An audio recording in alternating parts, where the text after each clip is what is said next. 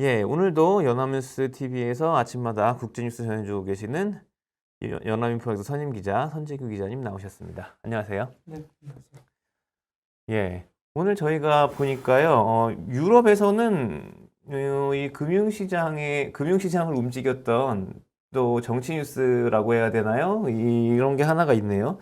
어저께 저희가 이제 뭐 지지율이나 신뢰도 얘기하면서 그 영국의 존슨 총리 참 이제 사임 직전이다 뭐 이런 말씀을 어저께 해주셨는데 보리스 존슨 영국 총리가 결국 사임을 했습니다.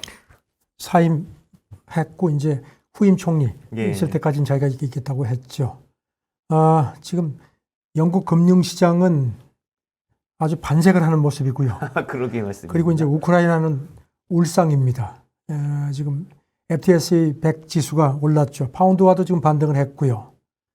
뭐 짐작하시겠지만 정치적인 불확실성 해소되고 이제 또 새 지도부가 조금 좀 완화적인 재정 정책을 선택할 가능성이 있지 않겠느냐는 기대감인데요. 근데 뭐 그나물에 그 밥일 거다 하는 그런 지적도 나와서 파운드가 조금 반등했지만 제한적으로밖에 오르지 않을 거다 이런 그 지적을 했습니다. 그리고 또 뭐 차기 총리를 노리는 사람들이 이제 한두 명씩 이제 이렇게 하마평이 나오는데 네. 조금씩 세금을 낮추는 쪽으로 기울지 않겠느냐 그런 기대감은 있습니다.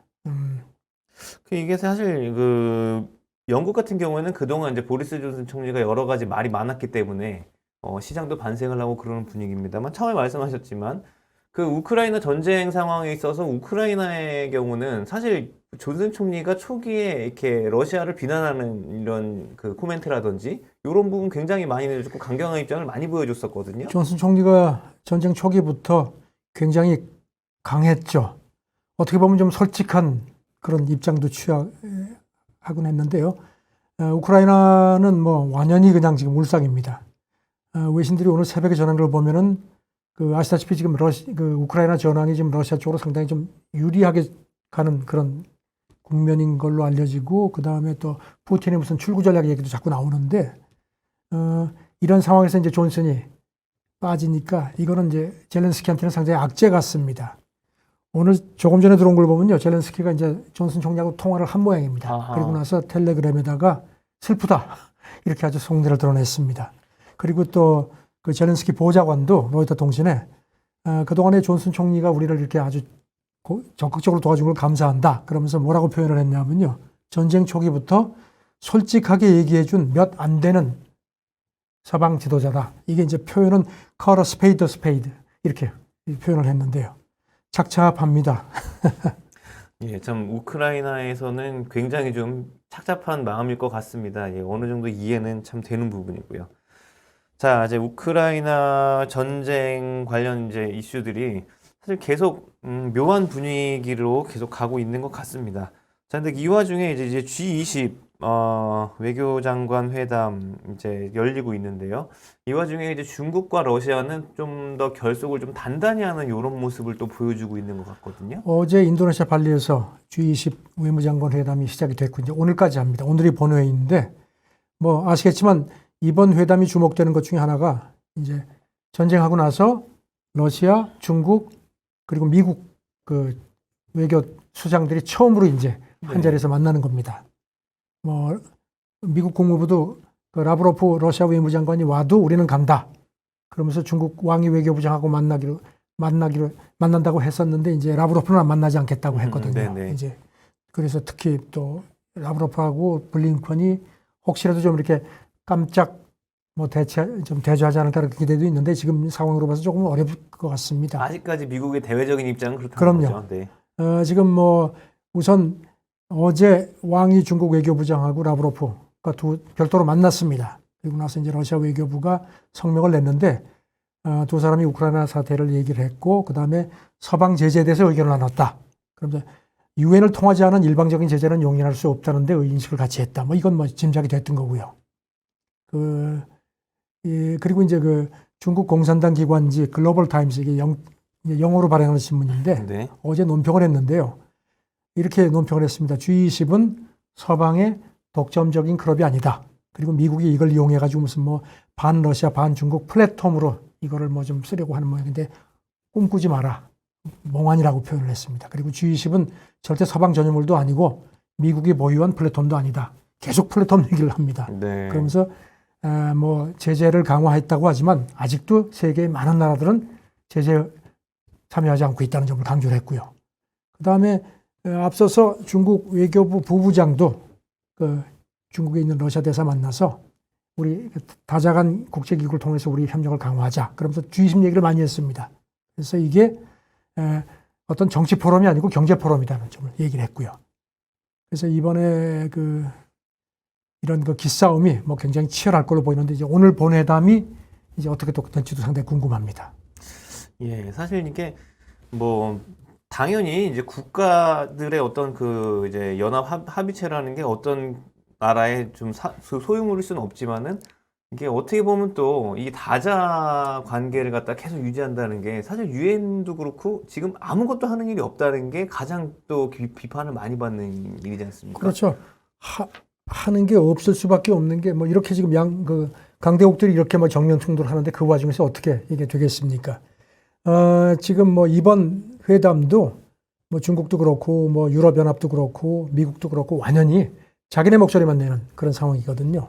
지금 보면은 중국 쪽 왕이 외교부장도 그렇고 시진핑도 그렇고 지금 올해 순회 의장국이 G20 순회 의장국이 인도네시아인데 인도네시아 쪽에 대해서 계속 경제 포럼 얘기를 강조를 했습니다. 이게 정치 포럼이 아니다.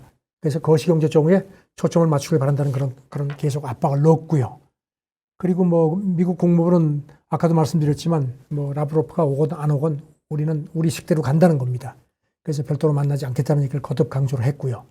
이런 가운데 유럽연합 외교정책 대표실 대변인이 어제 성명을 냈습니다. 그러면서 러시아가 G20을 자기네 전쟁 선전 포럼으로 악용하는 걸 절대로 용납하지 않겠다. 그러면서 러시아가 이번 회동에 참석을 했는데 이게 G20의 신뢰라든가 효율성, 적절함에 대한 위협이라고 아주 더 노골적으로 강조를 했습니다. 이런 가운데 어제 이제 인도네시아 주최 이제 본회담이 있기 전에 이제 대개들 이제 저녁들 같이 하면서 이렇게 친교를 하는데 만찬이 있었는데 일본 외무상이 우리는 러시아가 참석해서 우리는 여기 가지 않겠다.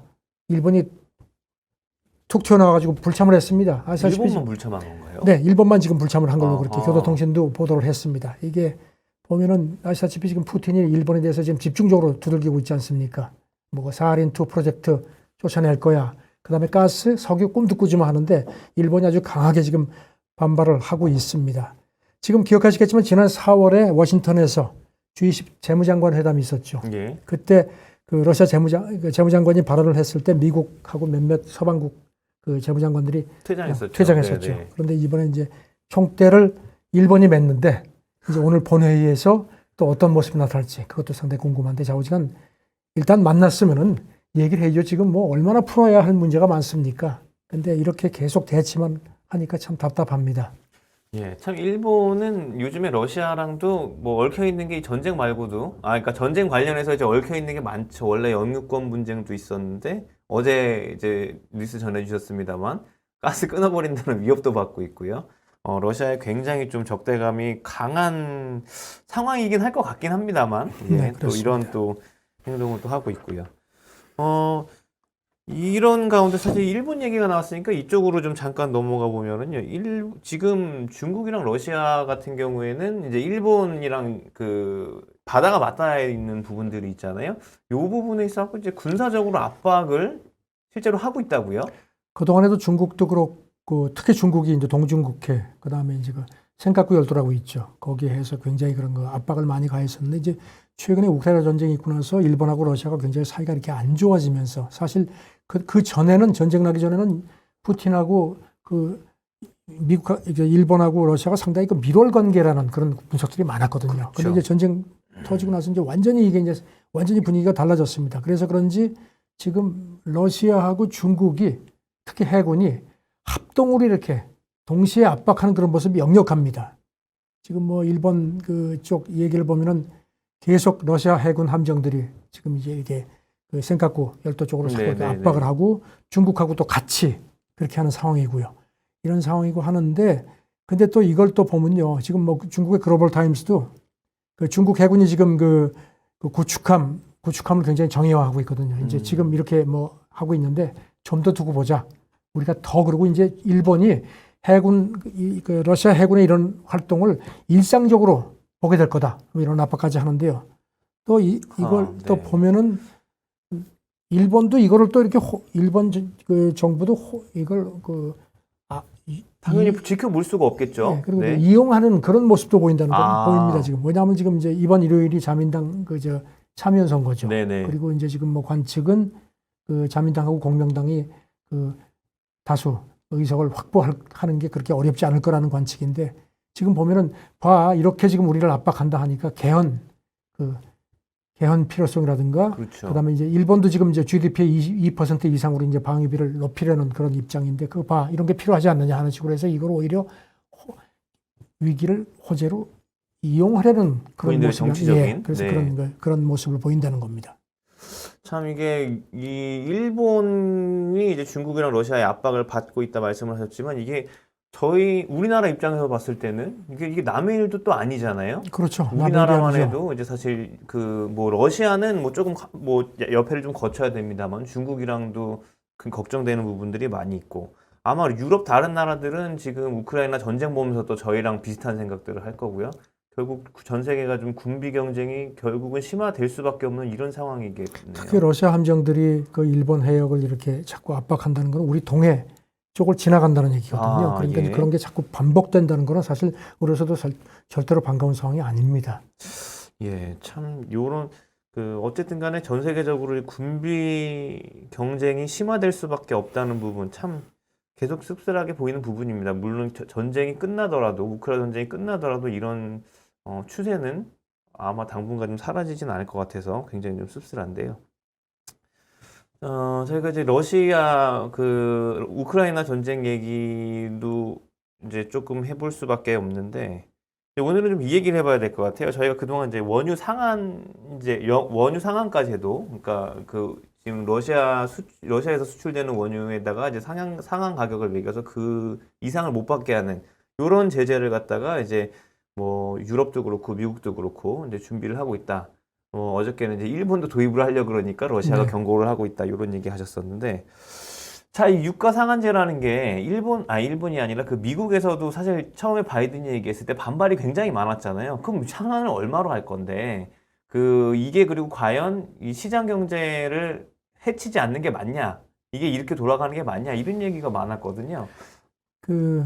어제도 말씀드렸지만 기시다 일본 총리가 이제 러시아 유가 상한제 협의 상황에 대해서 이제 기자들이 물어보니까 대충 지금 러시아가 지금 할인 판매를 하고 있지 않습니까? 그렇죠. 그 수준에서 한 절반 정도를 이렇게 책정을 해서 그게 만약에 넘어가는 가격 같으면 이제 러시아 이제 원유를 팔려면 이제 유조선으로 가야 되고 뭐 보험 같은 게 필요한데 그런 거는 이제 그 가격 이상에 대해서는 그런 서비스를 차단하는 그런 방안으로 우리가 지금 논의를 하고 있다고 이렇게 얘기를 해서 푸틴이 발끈했었거든요. 러시아가 지금 팔고 있는 가격이 어느 정도인가요? 그러니까 그건 이제 지금 무슨 어떤 뭐 이렇게 공식적인 가격이 없는데 네. 지금 대충 이 블룸버그 통신이 소식통신 이용해서 보는 거는 한 배럴당 한 $80 정도나 그거보다 좀 위거나 그렇게 이제 보거든요. 그러니까 지금 현재 지금 기준 유가 이렇게 공식적으로 된 거에서 한 $20 정도 밑인 걸로 지금 관측이 되는데 굉장히 매력적이긴 하네요. 그렇죠. 예.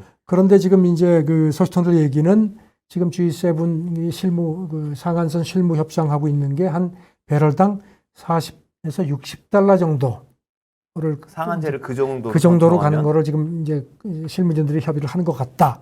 그런데 이제 여기 대해서 이제 오히려 미국이 조금 걱정을 한다는 겁니다. 왜냐하면 이제 만약에 이제 $40면 지금 수준의 한 거의 절반인데 그랬을 경우에 물론 가격을 딱 낮추니까 이제 그만큼 푸틴 주머니로 들어가는 돈은 적을 수 있지만 그래? 니들이 그렇게 할 거야 하면 아예 그냥 러시아도 한번 해보자 해가지고 왕창 그냥 산유량을 왕창 줄여가지고 그러면 대안이 없지 않습니까 지금. 그래서 이제 그런 걱정이라는 겁니다. 그래서 지금 만약에 $40 선이 됐을 경우에 러시아가 지금 하루에 한 900만 배럴 정도 해서 900만 배럴에서 많게는 한 1000만 배럴까지 이렇게 생산을 해서 이제 그거를 풀고 있는 것 같은데 그걸 한 절반, 한 500만 배럴 정도로 뚝 떨어뜨리면은 이게 적어도 단기적으로 엄청난 충격이 온다는 겁니다. 앞서서 그 보고서 나온 것이 있었죠. 그 JP 모건이 이렇게 대폭 줄였을 경우에 뭐 유가가 한 $380까지 갈 수 있다는 얘기를 했었거든요. 그런데 조금 전에 타스통신 보도가 하나 들어왔습니다. 그런데 이제 러시아 그 하원 에너지 위원장 얘기인데 이 사람이 이제 가끔 한번 이제 이런 얘기를 툭툭 던지거든요. 근데 뭐 상한제 어쩌고 하는데 우리도 가만히 있지 않는다 하면서 무슨 얘기를 했냐면요. 그렇게 되면은 유가가 당장 한 $200 정도로 올라갈 거다. 두고 봐라. 그다음에 이제 가스 얘기를 했습니다. 사실 이 가스 얘기는 이 유럽에 굉장히 민감한 거거든요. 그러니까요. 가뜩이나 지금 독일 같은 경우 지금 뭐 허리띠 바짝 졸라매고 있는 상황인데 뭐라고 했냐면은 지금 이제 가장 지난 9일 기준으로 해서 이제 어제 오후 기준인데요. 1000입방미터당 $1,900 정도로 이제 거래가 됐는데 이 러시아 그 하원 에너지 위원장 얘기는 당장 $4,000에서 $5,000까지 올라갈 테니까 두고 봐라. 아이고 배가 더 되는 거죠. 네. 배가 더 되는 건데 이제 이렇게 되면 이제 유럽이 난리가 나는 거죠 지금. 유럽이 난리가 나는 상황인데 지금 과연 이걸 이렇게 $40 이렇게 상한이라든가 이런 걸 적용할 수 있겠냐. 미국이 걱정하는 게 바로 이런 거거든요. 그리고 또 블룸버그는 또 하나 덧붙였습니다. 지금 이제 미국이 그 세컨더리 보이콧이 있거든요. 네네. 이제 이게 제재를 하는데 그 제재 당사자하고 거래하는 제3자에 대해서도 이제 미국이 이제 제재를 가하는 걸 갖고 있죠. 네. 북한에도 써먹었고 이란에도 써먹었는데 이게 이제 만약 이제 유럽은 지금 제재를 해도 어쩔 수 없이 러시아 에너지에 의존을 할 수밖에 없는 상황이거든요. 그렇죠. 그렇게 되면은 세컨더리 제재를 가해야 되는 건데 이게 또 그래서 유럽이 이것도 또 해서 협상하는데 이것도 또 걸림돌이라는 겁니다. 그래서 실무 협의가 아무리 빨라도 앞으로 몇 주 이상 더 갈 건데 쉽지 않을 거다. 이 러시아가 큰 소리 탕탕 치는 게 아마 이런 속을 다 꿰고 있기 때문에 그런 것 같습니다. 예, 참 이렇게 여러 번 말씀하시지만 유럽이 러시아에 대한 에너지 의존도가 워낙에 높기 때문에 네. 사실 겨울이 오기 전에 해결을 할 수밖에 없고 해결을 꼭 해야만 하는데 그렇기 때문에 사실 러시아 입장에서는 또 발언권이 더 세질 수밖에 없고요. 정말 기자님 말씀하신 대로 이게 큰 소리 탕탕 칠 수밖에 없는 이런 여건들이 딱 조성이 돼 있군요, 이게. 이런 가운데 또 그 미국이 그 이란 원유 수출 그 기업을 이제 그동안에 제재를 해왔는데 예. 이걸 또 추가했습니다. 이게 이제 중국을 겨냥한 걸로 보이는데요. 이게 지금 미국 재무부가 이제 추가 제재 리스트를 내놨는데 이게 주목이 되는 게 이제 바이든이 곧 유럽 사우디를 가는데 네네. 사우디에 가서 이제 사우디한테 이제 여러 가지 뭐 얘기를 해야 되는데 아. 이란이 지금 아시다시피 러시아하고 그 할인 경쟁을 하고 있다는 그 보도가 들어왔거든요. 아, 그래요? 그러니까 이제 이란이 대폭 할인을 해가지고 중국에다 팔게 되면은 아랍에미리트라든가 사우디라든가 다른 걸프 산유국들이 굉장히 싫어하겠네요. 싫어하죠. 그러니까 이제 이번에 추가 제재를 한 것도 바이든이 사우디 가기 전에 사우디에 대한 약간의 유화 제스처 성격도 있는 거다. 그리고 또 하나는 이란 핵 그 합의 복원 협상이 지금 결렬됐거든요. 그러니까 미국이 여기에 대해서 또 압박을 넣는 부분도 있는데 이렇게 자자는 굉장히 복잡한 이런 정치적인 구도가 걸쳐 있습니다. 우리도 이런 걸 정신 바짝 차리고 보고 이게 자자는 이게 그야말로 이제는 뭐 어디가 동맹이고 어디가 적이고 구분하기가 힘들 정도 그런 상황까지 왔습니다. 네, 참 이게 정말 어려운 시기인 것 같습니다. 항상 말씀해 주시지만 정말 요즘처럼 정말 이렇게 그런 그 전에 이제 냉전 시대에 이런 때도 이제 그때도 외신을 계속 이제 다뤄 오셨잖아요. 그때랑 비슷한 느낌이 요즘에 드시나요? 그때는 이를테면 뭐 그야말로 미국이 강하고 막 그랬으니까 이제 그 좀 표현이 그렇습니다만 줄 세우기 하면 교통 정리가 좀 됐었거든요. 네. 근데 지금은 그야말로 춘추전국 시대 비슷한 그런. 그리고 또 뭐 그 강대국들이 굉장히 이제 노골적으로 자기들 실익을 추구를 하니까 어떤 가치 이런 뭐 가치를 추구한다는 게 쉽지가 않아졌습니다. 그래서 지금 참 전에 비해서는 이 교통 정리도 쉽지 않고 참 어렵습니다. 진짜 어렵고 그래서 지금 월가도 지금 뭐 전문가들도 지금 도대체 뭘 어떻게 해야 될지 그렇게 판가름도 안 되고 이럴수록 더 머리를 맞대고 얘기를 하고 해야 되는데 지금 분위기는 전혀 그렇지가 않아서 걱정스럽습니다. 예, 참 마지막에 해주신 말씀 저희가 좀 마음 깊이 새기면서 앞으로도 계속 염두에 둬야 될 그런 부분인 것 같습니다. 오늘도 고생 많으셨습니다. 감사합니다. 네, 감사합니다.